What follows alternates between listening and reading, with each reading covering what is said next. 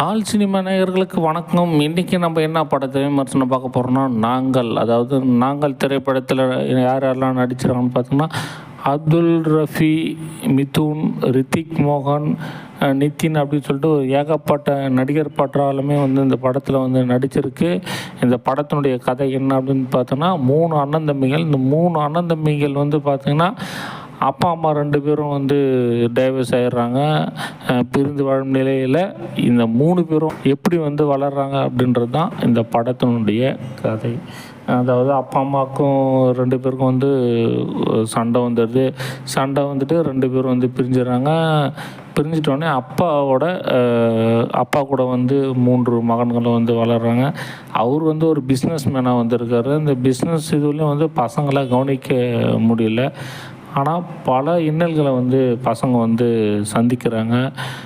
இந்த சின்ன வயசுலேயே பார்த்தோம்னா அதே போல் இந்த சிறுவர் மனநிலையை புரிந்து கொண்டு இவங்க அப்பா மாறினாரா இல்லையா என்பது தான் நாங்கள் படத்தினுடைய கதை. சிறுவர்களின் தந்தையாக நடித்திருக்கோம் அப்துல் ரஃபி சிறுவர்களிடம் காட்டும் பயங்கரமான ஒரு கண்டிப்பின் மூலம் வில்லனாக தெரிந்தாலும் தனது தோல்வியை நினைத்து துவண்டு போகும் காட்சிகளும் மீண்டும் மீண்டும் தன் வெற்றி பெறுவோம் என்ற நம்பிக்கையுடன் பேசும் காட்சிகளை சிறந்த குணச்சித்திர நடிகராக கவனம் ஈர்க்கிறார். இறுதியில் தனது பிள்ளைக்காக தனது லட்சியத்தை கைவிடும் போது நாயகனாக நம் மனதிலும் இருக்கிறார்.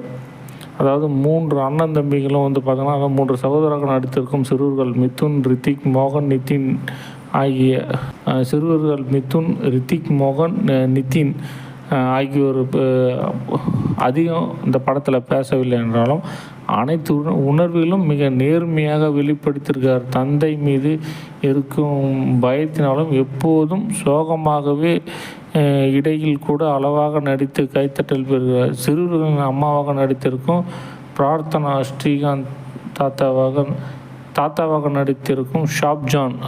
இவங்களுடைய நடிப்பு பார்த்தோன்னா அவ்வளோ ரொம்பவும் யதார்த்தமான ஒரு நடிப்பாக இருக்குது.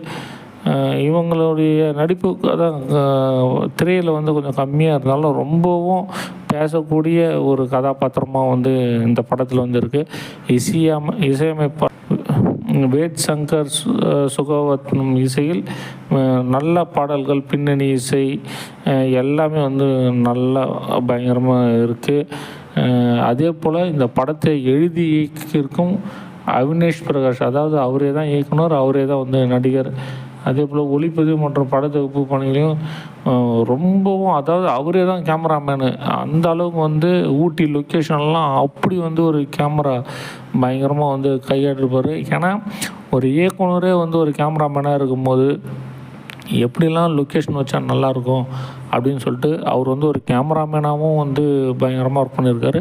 ஒரு இயக்குனராகவும் அந்தளவுக்கு இந்த கதாபாத்திரத்தில் அந்தளவுக்கு ரொம்ப சுவாரஸ்யமாகவும் ரொம்ப அவ்வளோ தத்ரூபமாகவும் பயங்கரமாக இருக்குது. சிறுவர்களின் வாழ்க்கை சொல்கின்ற படம் போல் கதை ஆரம்பித்தாலும் அவர்களது தந்தையின் கதாபாத்திரம் மூலம் திரைக்கதை வேறு பாதையில் பயணித்து சற்று எதிர்பார்ப்பு ஏற்படுத்தினாலும் தெளிவான தீர்வை சொல்லாமல் எதிர்பார்த்த பார்வையாளர்கள் இயக்குனர் அஸ்வின் ஏமாற்றிருக்கிறார் அப்படின்ட்டு இந்த கதை சொல்லக்கூடிய நிலையில் இருந்தாலும் அந்த கிளைமேக்ஸ் அப்படிலாம் பார்த்தோம்னா ஓகே தான். ஒரு ட்விஸ்டோடய இந்த கிளைமேக்ஸ் எல்லாமே இருக்குது. இந்த 3 மகனுடைய வாழ்க்கை எப்படி ஆகும், அதாவது அவங்களும் ஒன்றா சேர்ந்தாங்களா இல்லையா அப்படின்ற ஒரு ட்விஸ்டோடு பயங்கரமாக இந்த படத்தினுடைய அதாவது நாங்கள் படத்தினுடைய கதை இருக்குது. இந்த உணர்வுபூர்வமான கதை இருந்தாலும் அதை சமாளித்து புரிந்து அளவுக்கு ஆடியன்ஸுக்கு கொஞ்சம் பொறுமையை ரொம்பவே அவசியமாகவும் இருக்குது. அது நாங்கள் திரைப்படம் ஒரு அப்பா மகன் அதாவது கண்டிப்பான அப்பாவாக இருந்தால் எப்படி இருக்கும் அப்படின்றதும் இந்த படம் ரொம்பவே யதார்த்தமாகவும் இருக்குது. நாங்கள் திரைப்படம் உங்களுக்கு பிடித்திருந்தால் உங்களுடைய கருத்துக்களை கீழே பதிவு பண்ணுங்கள். மீண்டும் அடுத்த விமர்சனத்தில் சந்திக்கலாம். நன்றி, வணக்கம்.